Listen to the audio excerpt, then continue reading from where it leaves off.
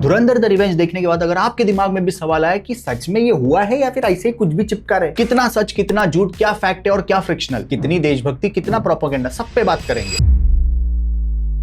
सबसे पहले बात करते हैं सबसे इंपॉर्टेंट चीज जो मूवी में नहीं दिखाई, दाऊद इब्राहिम और रहमान डकैत की ब्रूटल बैक स्टोरी। मूवी के चैप्टर 2 लूसीफर के अंदर संजय दत्त और अर्जुन रामपाल का टेरेस पे एक सीन है। उसमें अर्जुन रामपाल पूछता है कि रहमान डकैत को क्यों मारा। उस पे संजय दत्त यानी एसपी चौधरी जवाब देता है कि बड़े साहब ने कहा था, और फिर बाद में आगे पूरी स्टोरी सुनाता है। धुरंधर पार्ट 1 में दिखाया कि हमजा मारता है रहमान डकैत को, जो कि पूरा गलत है। रियलिटी में सबसे पहले दाऊद इब्राहिम का भाई, जिसको नूर उल हक भी कहते थे, नूरा, दाऊद इब्राहिम और नूरा दोनों मिलकर एक जमीन को हड़प लेते हैं। उस जमीन की कीमत 600-700 करोड़ की रहती है, बहुत बड़ी जमीन रहती है उस टाइम पे। तो दाऊद इब्राहिम का भाई नूरा क्या करता है, जिसकी वो जमीन होती है उसको सिर्फ 6-7 लाख रुपए देता है और बोलता है चल निकल। वो जाता है मदद मांगने के लिए रहमान डकैत को, और रहमान डकैत किडनैप कर लेता है नूरा को। साले 600 करोड़ की जमीन थी, 6-7 लाख रुपए दे रहा है, और जिसकी ये जमीन थी वो रहमान डकैत का रिलेटिव था। उस नूरा को किडनैप करने के पहले रहमान डकैत ने प्यार से फोन पे बात की, लेकिन ये लोग तो भाई लोग ठहरे। किडनैप करने के बाद रहमान डकैत ने नूरा को पकड़ा, उसके ऊपर सिगरेट जलाया और फोन लगाया दाऊद इब्राहिम को, और बोल रहे थे कि सुन इसकी आवाज, मैं इसको खत्म करूंगा फोन पे ही। दाऊद इब्राहिम ने भीख मांगी थी रहमान डकैत से, छोड़ दे मेरे भाई को, और जब दाऊद फोन पे था तो रहमान डकैत ने शूट कर दिया नूरा को। यहां से ये दोनों गैंगस्टर की सबसे बड़ी दुश्मनी शुरू हुई। अब धुरंधर पार्ट 1 में आपने एंडिंग में देखा होगा कि हमजा ने रहमान डकैत को मारा। अब असली में रहमान डकैत की मौत कैसे हुई थी, एसपी चौधरी एक शूट आउट के अंदर रहमान डकैत को इंजर्ड कर देता है। 2009 में शूट आउट के टाइम पे एसपी चौधरी घायल कर देता है रहमान डकैत को, और फिर हॉस्पिटल जाते जाते वो मर जाता है।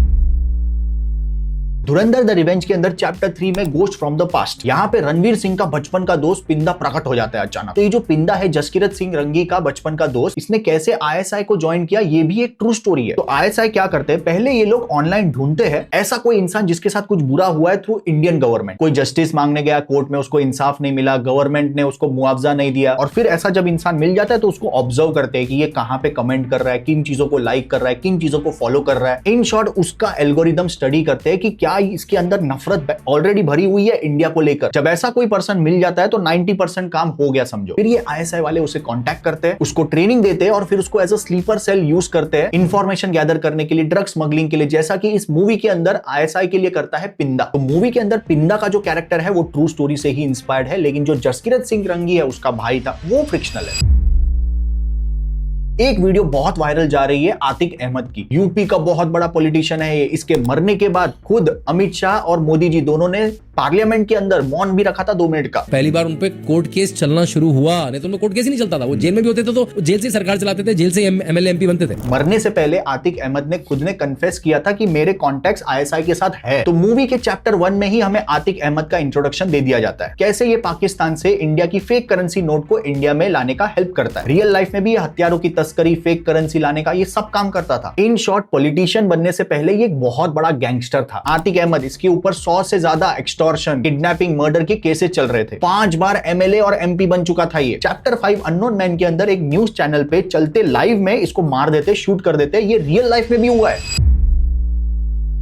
अब इस पूरी मूवी धुरंधर द रिवेंज के अंदर चैप्टर 5 यानी कि अननोन मैन सबसे इंपॉर्टेंट है, क्योंकि 30 मिनट्स के इस चैप्टर 5 में कम से कम 6 टेररिस्ट को मारा था अननोन मैन ने। अब ये अननोन मैन में एक कैरेक्टर है यामी गौतम शाजिया बानो। वो हॉस्पिटल में जाके जिसको पॉइजन करती है उसका नाम है अब्दुल रहमान मक्की। क्या ये टेररिस्ट था? क्या इसको सच में मारा था? तो जी हाँ, ये सच है। International terrorist by United State department of treasury इस अब्दुल रहमान को ढूंढने का $2 मिलियन का रिवॉर्ड रखते हैं, और फिर 27 दिसंबर 2024 लास्ट 2 साल पहले ही हार्ट अटैक की वजह से इसको डेथ घोषित कर दिया जाता है। अब जो शाजिया बानो का कैरेक्टर है वो फ्रिक्शनल हो भी सकता है, रियल भी हो सकता है, लेकिन मरा तो ये हार्ट अटैक से।